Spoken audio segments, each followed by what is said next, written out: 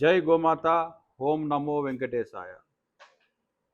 ఆంధ్రప్రదేశ్లో త్వరలో జరగబోతున్నటువంటి లోక్సభ ఎన్నికల్లో మరి ముఖ్యంగా హిందూపురం లోక్సభ నియోజకవర్గం నుండి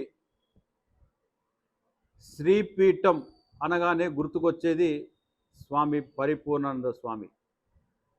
ఆ స్వామీజీ అక్కడి నుండి పోటీ చేస్తున్నారన్నటువంటి విషయం మనకందరికీ తెలుసు. గత 45 రోజుల నుండి భారతీయ జనతా పార్టీ అభ్యర్థిగా హిందూపురంలో స్వామీజీ వారు ప్రతి గడప గడపకి ప్రచారం చేస్తున్నటువంటి విషయాన్ని కూడా మేము చూస్తున్నాం.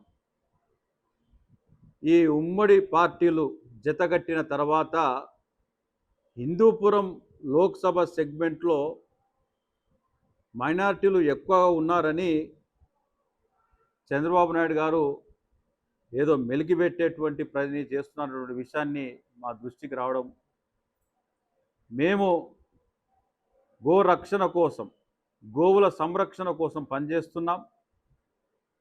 దానికి పరిపూర్ణానంద స్వామి వారు దేశవ్యాప్తంగా ఉభయ తెలుగు రాష్ట్రాల్లో వారికి మంచి గుర్తింపు ఉన్నది.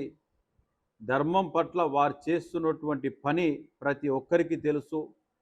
హిందువులకి ఎక్కడైనా హాని జరిగితే నేను ఉన్నానని ముందు వచ్చేటువంటి ఉభయ తెలుగు రాష్ట్రంలో మొదటి స్వామీజీ స్వామి పరిపూర్ణానంద గారు.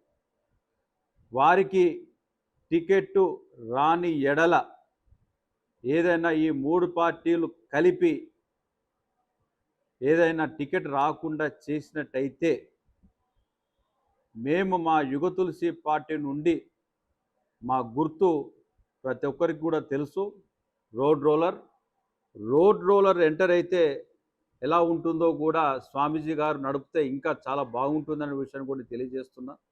వారికి మేము యుగ తులసి పార్టీ నుండి మనస్ఫూర్తిగా ఆహ్వానిస్తున్నాం.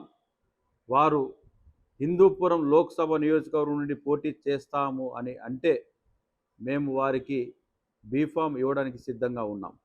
జై గోమాత, ఓం నమో వెంకటేశాయ. సబ్స్క్రైబ్ చేయండి. Please do subscribe to Please like, share and subscribe to top Telugu TV. Top Telugu TV. Top Telugu TV.